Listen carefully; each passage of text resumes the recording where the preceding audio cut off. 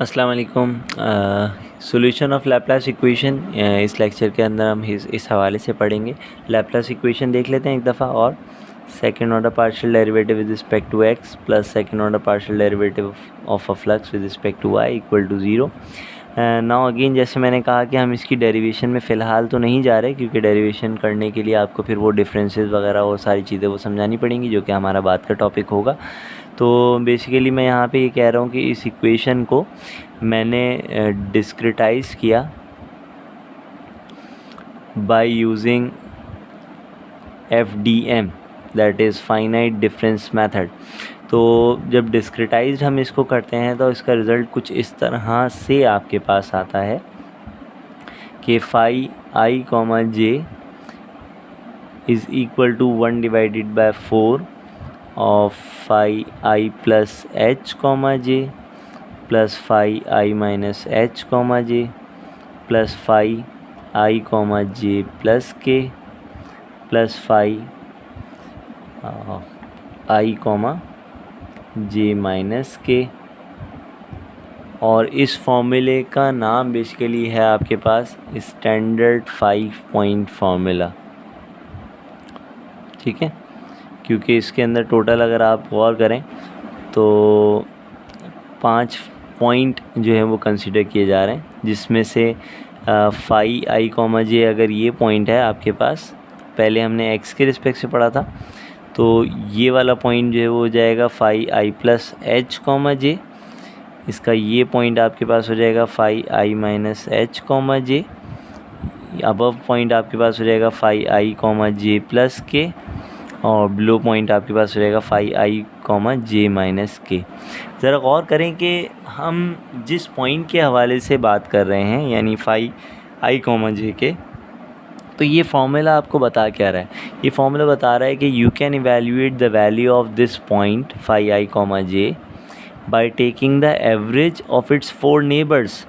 यानी इसके 4 पड़ोसियों का आप एवरेज ले लें, इसके 4 पड़ोसियों के ऊपर, 4 पड़ोसी पॉइंट, नेबर पॉइंट्स के ऊपर जो भी इसकी वैल्यू है फ्लक्स की, उसका आप एवरेज ले लें, तो इस पॉइंट के ऊपर आ जाएगा आपके पास ये वैल्यू। और ये ऑब्वियस ही चीज़ है, अगर आप सोचें कि यहाँ टेम्परेचर, एक पॉइंट पे टेम्परेचर किस तरह आएगा, इन्हीं चारों पॉइंट से अगर हम डिस्क्रिटाइज फॉर्म में पढ़ रहे हैं, तो इसी डिस्क्रिटाइज फॉर्म से इन चारों पॉइंट से ही तो आ रहा है ना टेम्परेचर। अब यहाँ पे हमारे पास कोई कंटिन्यूस डिस्प्ले तो नहीं है, कंटिन्यूस टेम्परेचर या कंटिन्यूस फ्लक्स का फ्लक्स की मूवमेंट तो हम यहाँ पर नहीं देख रहे। अच्छा, अगेन वही वर्ड, मैंने यहाँ पे फ्लक्स की मूवमेंट के वाले से पहले आपको टेम्परेचर की एग्जांपल दी है पिछले लेक्चर के अंदर, लेकिन ये कुछ भी हो सकता है। फ़र्ज़ करें आपके क्लासरूम के अंदर 2 गेट हैं। एक गेट हमने जो है वो जैसे ही टीचर एंटर होता है तो आमतौर पे हम अलाउ नहीं करते उस गेट से एंटर होना, या वैसे भी वो लॉक होता है। तो आप सोचें कि उस गेट से मास फ्लक्स, यानी आपकी जो मास ट्रांजिट है, वो तो जो है मास की जो क्या कहेंगे अंदर आना है, वो तो बंद हो गया। तो अब दूसरे गेट से जो है वो आप आ सकते हैं। अच्छा, क्लासरूम के अंदर आप देखेंगे कि विंडोज़ भी हैं क्लासरूम के अंदर, लेकिन उस विंडो से क्या है मास ट्रांजिट हो सकता है? तो वहाँ से तो नहीं हो सकता। तो अब आपके पास जो है वो सिर्फ़ और सिर्फ एक पॉइंट ऐसा है जहाँ से मास ट्रांजिट हो सकता है, मास जो है वो अंदर आ सकता है। यानी अच्छा, ये मास नहीं है, ये मास मैं कहना चाह रहा हूँ, MASS। तो मास जो है वो क्लास के अंदर आ रहा है, या बॉडी जो है वहाँ से, स्टूडेंट जो है वो वहाँ से आ रहे हैं, फैकल्टी भी वहीं से आती है, स्टूडेंट भी वहीं से आते हैं उसी गेट से। अब होता क्या है कि आप सोचें, उनके आने के बाद अब जो उनकी सीटिंग अरेंजमेंट है वो डिफरेंट है। कोई राइट साइड पे कॉर्नर पे बिल्कुल आके बैठ रहा है, कोई मिड में आके बैठ रहा है, कोई लेफ़्ट पे आके बैठ रहा है, कोई पीछे जाके बैठ रहा है, इस तरीके से। तो आप सोचें कि एक स्प्रेड बनेगा ना ये पूरा, तो ये स्प्रेड तो कंटिन्यूस है, लेकिन हम इस कंटिन्यूस स्प्रेड को, यानी उनके स्टेप्स को, कि कौन किस रास्ते से गया, कौन कितने पाथ से गया, ये तो कंटिन्यूस पाथ को डिस्कस करने बड़ा मुश्किल हो जाएगा। तो हम क्या करते हैं कि हम जो है वो अगर रिस्ट्रिक्ट कर दें कि नहीं भाई आपको या तो बिल्कुल रोबोटिक मूवमेंट करनी है, या तो हॉरिजॉन्टल या वर्टिकल, तो आप क्या करेंगे? अगर फ़र्ज़ करें यहाँ गेट है तो आप इंटर होंगे, अगर फर्स्ट रो के अंदर आप जाते हैं यूँ, फिर उसके बाद आप जो है वो मिडिल रो के अंदर, यहाँ लेफ़्ट पे भी अगर चेयर्स हैं तो आप मिडिल के अंदर जाके यूँ बैठ गए, ठीक है। अगर किसी को आगे जाना है तो पहले हॉरिजॉन्टल यूँ जाएगा, थर्ड रॉ के अंदर जो है वो सेकंड रॉ के अंदर एंटर होके, यानी थर्ड चेयर्स की रॉ के अंदर जाके यूँ बैठ जाएगा। तो ये वाली मूवमेंट जो है वो आप पॉसिबल है अगर डिस्क्रिटाइजेशन अगर आपको डिस्कस करनी है। तो कंटिन्यूस पाथ्स को तो हम डिस्कस कर ही नहीं सकते, या वरना अदरवाइज ये तो इनफाइनाइट हो जाएगा कि कौन किस रास्ते से आ सकता है। तो हो सकता है कोई बच्चा जो है वो अब यूँ आए और फिर यूँ पीछे से घूम के और सबसे आगे आगे बढ़ जाए, ठीक है। तो अब इतनी ज़्यादा पाथ्स को तो हम डिस्कस नहीं कर सकते, इसलिए अब जो है वो हम डिस्क्रीट यानी इस तरह के पाथ्स को ये डिस्कस करेंगे। तो बहरहाल लैप्लास इक्वेशन के अंदर क्या होगा कि एक लैप्लास इक्वेशन जो है वो जो कि कंटिन्यूस फॉर्म में है आपके पास, एफडीएम मेथड के थ्रू हमने इसको डिस्क्रिटाइज फॉर्म के अंदर कन्वर्ट कर दिया। ये डिस्क्रिटाइज फॉर्म ये बताती है कि अगर आपको कोई पॉइंट एवेल्यूएट करना है तो आप उसके 4 नेबर्स का एवरेज ले लें। 1/4 इसलिए क्योंकि एवरेज, ठीक है, average of its 4 neighbour. Now समझने के एतबार से मैं एक एग्जांपल आप लोगों से शेयर करता हूँ। Let's suppose you have to solve the Laplace equation, or Laplace equation is described as second order partial derivative of t with respect to x plus a second order partial derivative of t with respect to y equals to 0, ठीक है। This is your partial differential equation, a Laplace equation subjected to, अच्छा subjected to होना बहुत ज़रूरी है numerical के लिए। अगर सब्जेक्टेड टू नहीं है तो हमारे पास तो इनिशियल वैल्यू नहीं होगी। न्यूमेरिकल मेथड जनरल सॉल्यूशन को तो डिस्कस ही नहीं करता, न्यूमेरिकल मेथड तो पर्टिकुलर सॉल्यूशन को डिस्कस करता है। So subjected to the conditions describe as, now condition जो है वो मैं फ़िलहाल तो इस तरह डिस्क्राइब कर रहा हूँ कि एक क्यूब के अंदर ही क्योंकि 2 डायमेंशनल इक्वेशन है तो इसलिए क्यूब के अंदर ही मैं जो है वो इसको डिस्क्राइब कर रहा हूँ। और ये जो है वो कुछ 4 मैश पॉइंट्स के अंदर जो है वो मैंने ब्रेक कर दिया इसको। अब ये मैश पॉइंट क्या चीज़ है, हमने ग्रिड सिस्टम के अंदर पढ़ा था।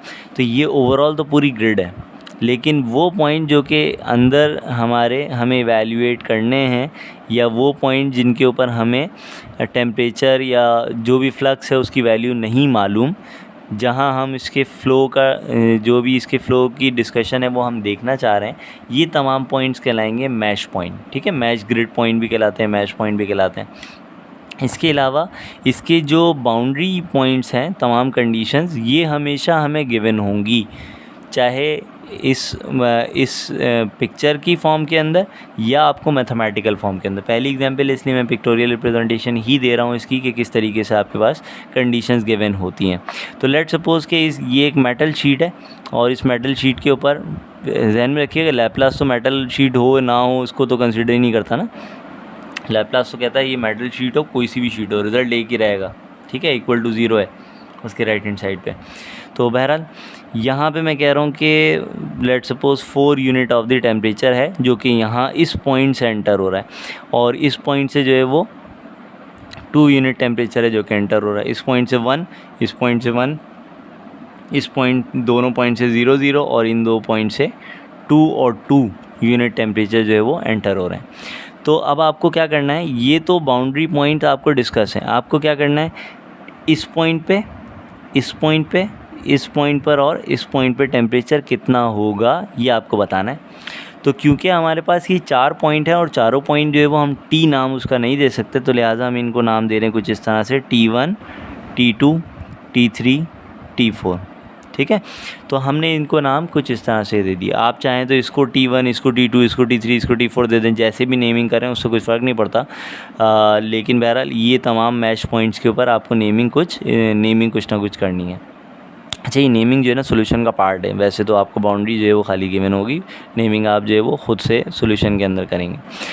अच्छा, होगा क्या कि solve the Laplace equation subject to the condition described as after discretization.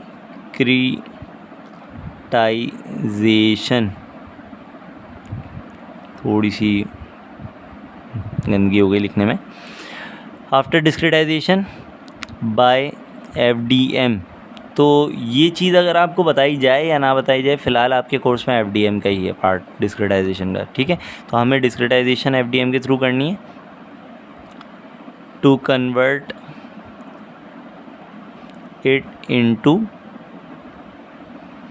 Discrete equations, यानी FDM को आप यूज़ करेंगे ताकि ये कन्वर्ट हो जाए डिस्क्रीट इक्वेशंस में। अच्छा, ये जो डिस्क्रीट इक्वेशंस होंगी, वैसे तो ये बात यहाँ आ चुकी है, लेकिन फिर भी मैं आपको बता रहा हूँ कि ये डिस्क्रीट इक्वेशंस लीनियर होंगी, ठीक है। यानी बेसिकली क्या बनने जा रहा है यहाँ पर, ये बनने जा रहा है system of linear equations.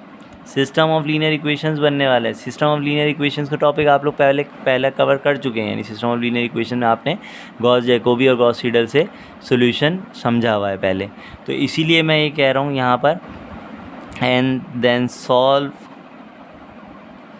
It by Gauss Seidel method. जब गॉस सीडल मेथड कहा जा रहा है तो इसका मतलब there must be some stopping criteria, there must be some convergence criteria या टॉलरेंस लेवल इसकी जो भी है कुछ ना कुछ होनी चाहिए। तो right now I am saying कि you have to correct your answer up to 2 decimal places. Although कि मैंने ये बात कही थी कि मैं इक्वेशंस बना दूंगा, उसकी स्कीम मैं आपको बना के दिखा दूंगा, मे बी के हो सका और ये लेक्चर अगर बहुत ज़्यादा लेंदी नहीं हुआ, क्योंकि 20 से 25 मिनट से ज़्यादा मैं लेंदी नहीं करना चाहता, तो आपको मैं सॉल्यूशन भी करके इसका शो कर दूंगा। लेकिन आगे जितनी भी एग्जांपल्स मैं कराऊंगा उसके अंदर इसकी तो सॉल्यूशन में भी के शो कर दूं, लेकिन आगे जितनी भी एग्जांपल्स कराऊंगा उसके अंदर मैं आपको सिर्फ सिस्टम ऑफ लीनियर इक्वेशंस बना के छोड़ दिया करूंगा, और आपको आइटरेटिव स्कीम खुद लिखनी होगी according to the Gauss Jacobi or Gauss Seidel, whatever the method that is mentioned in the question. आपको उसी के रिस्पेक्ट से आइटरेटिव स्कीम बनानी होगी और उसके बाद उसे सॉल्व करना होगा, ठीक है। तो स्टार्ट करते हैं ज़रा वर्किंग। तो इस पिक्चर को जो या बाउंड्री कंडीशन है, असल काम जो है वो इस बाउंड्री कंडीशन का है आपके पास। तो हम जो है वो इस बाउंड्री कंडीशन को अपने पास ज़रा देखते भी जाएंगे। तो आप देखें T1 की इक्वेशन क्या होगी। Right now the point that is are in consideration or that is in our observation is T1। तो T1 की इक्वेशन क्या होगी। T1 की इक्वेशन वही होगी जो पहले हमने कहा था कि आप 4 नेबर्स का एवरेज ले लें। तो T1 के 4 एवरेज कौन कौन से हैं, 4 नेबर्स कौन कौन से हैं, ज़रा गौर करें। T1 is equals to 1/4 of, पहला नेबर है T1 का 2, दूसरा नेबर है 4, तीसरा नेबर है T2, चौथा नेबर है T3। तो बेसिकली क्या हो जाएगा 2 + 4 + T2 + T3। ज़रा दोबारा से गौर करें।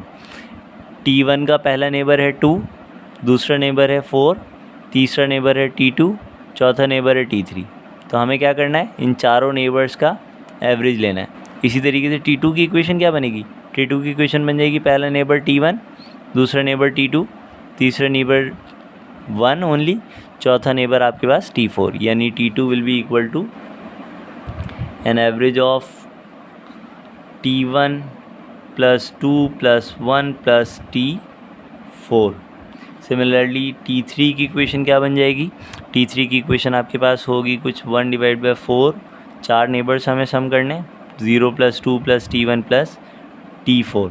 इसी तरीके से T4 की इक्वेशन क्या हो जाएगी 1/4 और ये हो जाएगी आपके पास 0 + 1 + T2 + T3।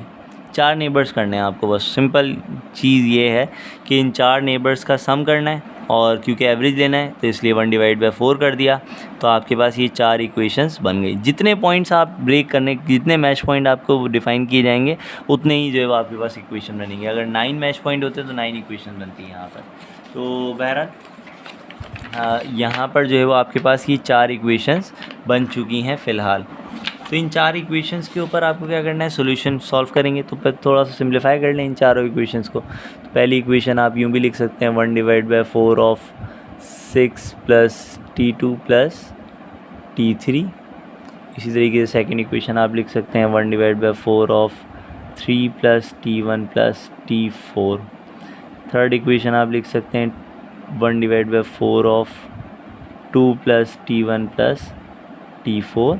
and fourth equation is 1/4 of 1 + T2 and T3। So these are the 4 equations for which you will have to apply the Gauss-Seidel method and to solve these 4 equations by using the iterative scheme through the Gauss-Seidel. Okay, so iterative scheme.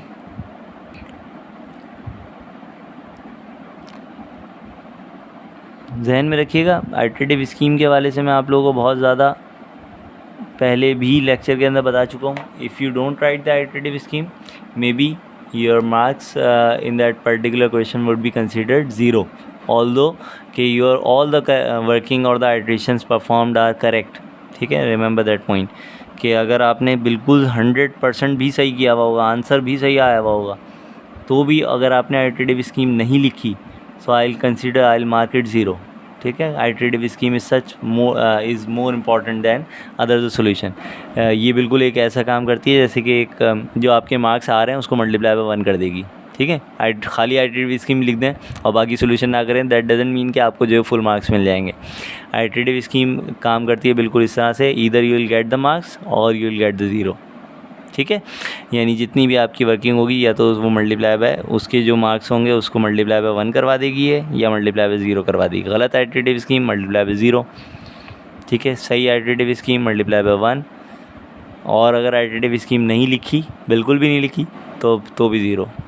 ठीक है, गलत iterative scheme के अंदर तो चलें ये chance है ना कि आपको जो है वो कुछ ना कुछ वर्किंग के मार्क्स मिल जाए. तो बहरहाल आइटरेटिव स्कीम लिखते हैं T1. अब देखिए मसला ये आ गया कि 1 यहाँ लिख दिया, तो अब मैं n+1 कहाँ लिखूँ. तो उसके लिए मैंने ये वाली पोजीशन जो है वो साइड सेलेक्ट करी, n+1 इस तरह लिख दिया. जहन में रखिएगा n+1 आप बगैर ब्रैकेट के नहीं लिखेंगे. अगर आपने बगैर ब्रैकेट के लिखा तो that will be considered as power. हमें इंडेक्स फॉर्म में लिखना है. ठीक है, तो ये इंडेक्स आपके पास आ गया इक्वल टू 1/4. इसकी आपके पास इक्वेशन बन जाएगी 6 + T2 n + T3 n, यानी old values of T2 and T3. Since T2 and T3 अब तक कैलकुलेट नहीं किया गया. T2 की वैल्यू क्या हो जाएगी n+1 इक्वल टू 1/4, और ये हो जाएगा 3 + T1 n+1. क्योंकि सीडल है इसलिए T1 पहले कैलकुलेट किया जा चुका है, तो n+1 लिख रहा हूँ मैं. ठीक है, अब ये वाली वर्किंग तो आपको गॉस सीडल के अंदर समझनी होगी कि किस तरीके से आइटरेटिव स्कीम लिखी जा रही है. Plus T4 old value of T4. T3 क्या होगा 1/4. T3 के अंदर है 2 + T1, क्योंकि T1 पहले कैलकुलेट किया जा चुका है इसलिए new value, plus T4 calculate नहीं किया गया तो इसलिए ओल्ड वैल्यू. T4 के अंदर क्या होगा, क्योंकि ऊपर सारे आपने कैलकुलेट कर लिए हैं तो लिहाजा तमाम की न्यू वैल्यूज़ यूज़ की जाएंगी. 1 + T2 की भी न्यू वैल्यू, प्लस T3 की भी न्यू वैल्यू आप यहाँ पे यूज़ करेंगे. तो बहरहाल this is the iterative scheme by the Gauss-Seidel method. Now ये आइटरेटिव स्कीम, अच्छा जहन में रखिएगा इन इक्वेशंस को हमें चेक करने की भी ज़रूरत नहीं है कि ये डायगोनली डोमिनेंट है कि नहीं है, स्ट्रिक्टली डोमिनेंट है कि नहीं है, कि ये कन्वर्ज करेंगी कि नहीं करेंगी. जहन में रखिएगा ये इक्वेशन डेफिनेटली कन्वर्जेंट होंगी, ऑल्दो कि आपकी कैलकुलेशन स्लो कन्वर्जेंट आपके पास आ रही, स्लो कन्वर्जेंस हो या जैसी भी हो, लेकिन ये कन्वर्ज लाजमी होगी since they all are strictly dominant system. ठीक है, स्ट्रिक्टली डोमिनेंट है. आप खुद सोचें T1 के साथ 4 मल्टीप्लाई हो जाएगा, T2 और T3 का जो कोफिशेंट है वो 1 होगा लेफ़्ट साइड पे शिफ्ट करने के बाद. ठीक है, तो 1 + 1 कैन नॉट बी ग्रेटर और इक्वल टू 4. तो 4 हमेशा बड़ा होगा. T1 की इक्वेशन के अंदर 4 हमेशा बड़ा होगा. T2 की इक्वेशन में ये 4 यहाँ आगे मल्टीप्लाई होगा तो T2 का 4 हमेशा बड़ा होगा बाकियों से. T3 में 4 बड़ा होगा, T4 के अंदर 4 बड़ा होगा, यानी कोफिशेंट इसका हमेशा बड़ा होगा. डायगनली डोमिनेंट भी है, स्ट्रिक्टली डोमिनेंट सिस्टम है ये, तो हमेशा कन्वर्ज तो करेगा. आपके पास डाइवर्ज होने का कोई चांस यहाँ पर नहीं है. तो बहरहाल कैलकुलेटर के अंदर ये चारों इक्वेशंस मैं स्टोर करता हूँ और फिर उसके बाद जो है वो हम इसको देखेंगे. जहन में रखिएगा कैलकुलेटर में स्टोर करने के लिए अब अगेन वही मसला कि T1 T2 T3 T4 तो है नहीं, तो हम क्या करेंगे, थोड़ा सा कैलकुलेटर के लिए स्मार्ट वर्किंग हमें करनी होगी. फॉर कैलकुलेटर आपको T1 को X कंसिडर करना होगा, T2 को Y कंसिडर करना होगा, T3 के लिए Z तो है नहीं, अब क्या कंसिडर करें, या तो ABCD करने चलें, A B C और T4 के लिए D कंसिडर करना होगा. तो इसके रिस्पेक्ट से हम एक स्कीम बनाएंगे और फिर उसे सॉल्व करेंगे. ठीक है, सो कैलकुलेटर के अंदर अब हम जो है वो इन इक्वेशंस को सब्स्टिट्यूट करें। तो हमने लिखा a इक्वल्स टू 1/4 है, उसके लिए मैं 0.25 यूज़ कर रहा हूँ, इंटू 6 प्लस T2 के लिए b यूज़ होगा, प्लस T3 के लिए c यूज़ होगा। ये पहली इक्वेशन हमने लिख ली।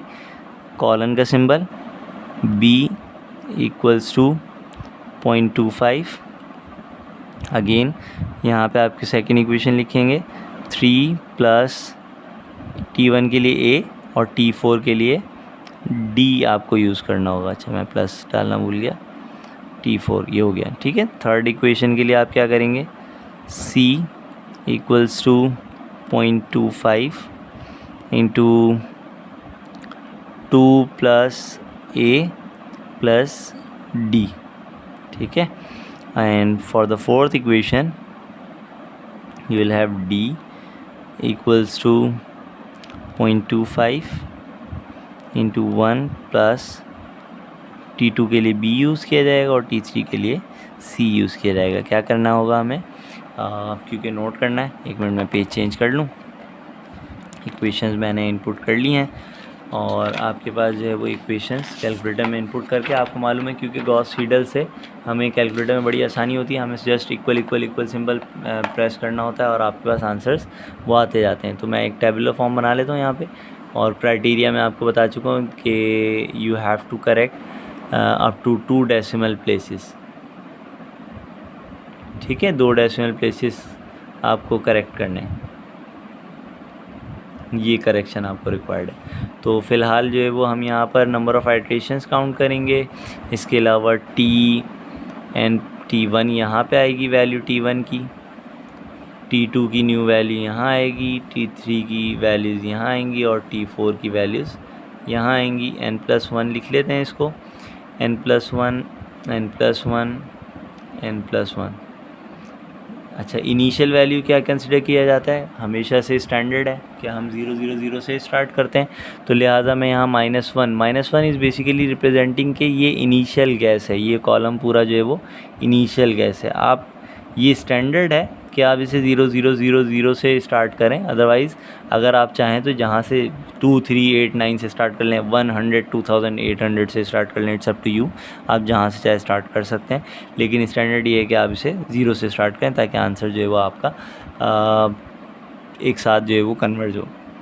तो बहरहाल कैलक का बटन प्रेस करते हैं, b की वैल्यू वो इनिशियली पूछ रहा है 0 है, c की वैल्यू 0 है और d की वैल्यू मैंने आई थिंक गलत डाल दी तो वो मैं मुझसे इक्वल प्रेस हो गया।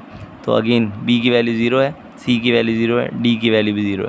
ठीक है, तो पहली वैल्यू आपके पास a की जो आ रही है वो है 1.5। अच्छा, क्योंकि 2 डेसिमल प्लेस करेक्ट करने हैं तो मैं फ़िलहाल अपने कैलकुलेटर को फिक्स करना चाहें तो आप कर लीजिएगा, 3 पे फ़िलहाल ये 4 पे फिक्स हुआ हुआ है। ठीक है, तो b की वैल्यू आ रही है आपके पास 1.1250, c की वैल्यू आपके पास आ गई है 0.8750 और d की वैल्यू आपके पास आ गई है 0.75।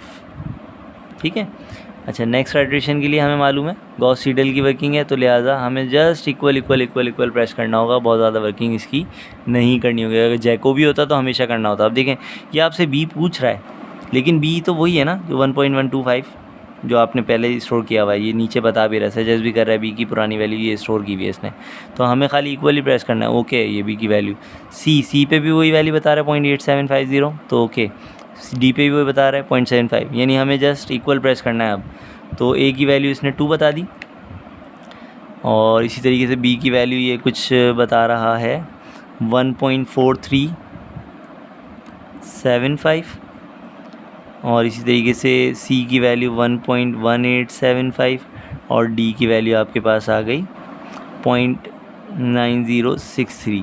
अगेन कैलक का बटन प्रेस करते हैं, जो भी वैल्यूज़ हैं d की सब उसने करेक्ट करी हुई हैं। 2.1563, इसके अलावा ये आ गई वैल्यू 1.5156 और उसके बाद आ गई वैल्यू c की 1.2656 and the last value is 0.9453। Next iteration perform करते हैं। इक्वली प्रेस करना है हमें। बी की वैल्यू वो सजेस्ट कर रहा है, सी डी की वैल्यू, सबकी वैल्यू वही सजेस्ट कर रहा है जो हमारे पास पहले से मौजूद है। तो आपके पास आ गया 2.1953। अगर आप गौर करें तो ए की वैल्यू जो है वो यानी T1 की वैल्यू जो है वो एक डेसिमल प्लेस के लिए करेक्ट हो चुकी है। इसी तरीके से सेकंड वैल्यू जो है वो आपके पास 1.5352, ये T2 की वैल्यू भी एक डेसिमल प्लेस के लिए करेक्ट हो चुकी है। और इसी तरीके से 1.2852, ये भी जो है वो एक डेसिमल प्लेस के लिए करेक्ट हो चुकी है। ये इत्तेफाक है कि चारों एक एक डेसिमल के लिए करेक्ट एक ही आइट्रेशन में हो गई, ठीक है। लेकिन ध्यान में रखिएगा ये ज़रूरी नहीं है, हो सकता है ए की वैल्यू जो है वो आपकी हमेशा 2 डेसिमल प्लेस करेक्ट हो चुकी हो, लेकिन बी सी डी की वैल्यू या T2 T3 T4 की वैल्यू करेक्ट नहीं हुई, तो भी आइट्रेशन तो आपको कंटिन्यू रखनी होंगी चाहे कुछ भी हो जाए, ठीक है। तो बहरहाल कंटिन्यू करते हैं। बी सी डी की वैल्यू सजेस्टेड है और वो वही स्टोर की हुई है। तो ए की वैल्यू आपके पास आ गई 2.20। अब देखें ये वैल्यू थोड़ी सी चेंज हो गई अगेन। 1.54 ये वैल्यू जो एक डेसिमल प्लेस के ऊपर ही करेक्ट हुई हुई है। 1.29 ये वैल्यू एक ही डेसिमल प्लेस पे करेक्ट है। और 0.9575 इस चीज़ की मैं बात कर रहा था। देखें डी जो है वो 2 डेसिमल प्लेस पे करेक्ट हो गया, सी जो है एक डेसिमल प्लेस करेक्ट है। करेक्ट का मतलब रिकॉल कर लें कि एक डेसिमल प्लेस इसका रिपीट हो रहा है, इसके बाद 852, ये यहाँ पे 852 है, जबकि सेकंड डेसिमल प्लेस इसका 9 है, यहाँ पे 352 है और इसका 4 है, ठीक है। तो एक और आइट्रेशन परफॉर्म करते हैं, मे बी के रिज़ल्ट आ जाए, हो सकता है कि रिज़ल्ट अभी भी ना आए। तो आपके पास आगे 2.20 2 डेसिमल प्लेस करेक्ट हो चुके हैं। और 1.5413 2 डेसिमल प्लेस इसके भी करेक्ट हो चुके हैं। 1.2913 2 डेसिमल प्लेस इसके भी करेक्ट हो चुके हैं। और 0.9581 2 डेसिमल प्लेस इसके भी करेक्ट हो चुके हैं। So these are the basically your answers. Remember that अगर आपने अपने कैलकुलेटर को 3 पे फिक्स किया, जो कि हमारी स्टैंडर्ड वर्किंग थी कि अगर 2 डेसिमल प्लेस करेक्ट करने तो calculator must be fixed on 3 decimal places, तो आपके रिज़ल्ट थोड़े से चेंज आएंगे, ठीक है। अगर आपने अपने कैलकुलेटर को 5 पे फिक्स किया तो आपके रिज़ल्ट चेंज आएंगे। तो ये आपके ऊपर है वैसे कितने पे फिक्स करते हैं कैलकुलेटर, लेकिन एटलीस्ट अगर 2 डेसिमल प्लेस आपको करेक्ट करने हैं तो 3 पे तो आपको फिक्स करना होगा। तो बहरहाल T1 की जो वैल्यू है वो है 2.20, that is corrected up to 2 decimal places. T2 is also 1.54, T3 1.29 and T4 is 0.95, that all are corrected up to 2 decimal places, ठीक है। तो आप ज़रा इस पिक्चर को ज़रा दोबारा से देखें जो हमारा क्वेश्चन था, कि इस क्वेश्चन के अंदर अगर टेम्परेचर 4 यहाँ से और 2 यहाँ से आ रहा है तो जाहिर सी बात है कि 2 से तो बड़ा ही होगा T1 पे, तो वही है, ठीक। इसी तरीके से लेकिन ये भी ध्यान में रखिएगा कि जो भी टेम्परेचर आ रहा है वो यहाँ से एग्ज़िट भी हो रहा है ना इन दोनों पॉइंट पे। T2 पे क्या है 1 और 2 आ रहा है, तो T2 की वैल्यू जो है वो आपके पास 1.54 के करीब है, क्योंकि यहाँ से भी टेम्परेचर एग्ज़िट होता जा रहा है, T1 पे भी इफेक्ट कर रहा है। एंड सो T3 पे जो है वो आपके पास वैल्यू 1.29 है, जो कि 0 और 2 की वजह से। और T4 की वैल्यू सबसे कम क्यों है, क्योंकि यहाँ से 0 टेम्परेचर इन हो रहा है और 1 टेम्परेचर यहाँ से इन हो रहा है। बाकी जो T4 का इफेक्ट है वो यहाँ से है, T1 से तो नहीं, T3 और T2 का इफेक्ट है, ठीक है। तो बहरहाल ये आपके पास ओवरऑल इसका आंसर है गॉस सीडल के मुताबिक। नाउ इट्स योर होमवर्क कि you have to apply the Gauss Jacobi method for solving the same problem, ताकि आप आंसर्स को मैच कर सकें कि आंसर आपका क्या आता है। और गॉस जैकोबी के लिए आपको 3 डेसिमल प्लेसेस करेक्ट करने होंगे, ठीक है। It's up to it's your homework now. In the next lecture हम जो है वो लैप्लास इक्वेशन को ही थोड़ा सा देखेंगे, लेकिन थोड़ा सा बड़े वर्जन के अंदर, यानी उसके ग्रिड के अंदर 4 पॉइंट नहीं, अगर 4 से ज़्यादा पॉइंट आपके पास आएँ तो किस तरीके से इक्वेशन बनेगी, ये चीज़ हम देखेंगे। यानी उसमें ध्यान में रखिएगा मैं इक्वेशंस बना के आपको छोड़ दूँगा और सॉल्व आपको खुद से करना होगा, या मे बी के एक आधा आइट्रेशन या 2 आइट्रेशन में उसकी शो कर दूँ। थैंक यू सो मच, अल्लाह हाफ़िज़।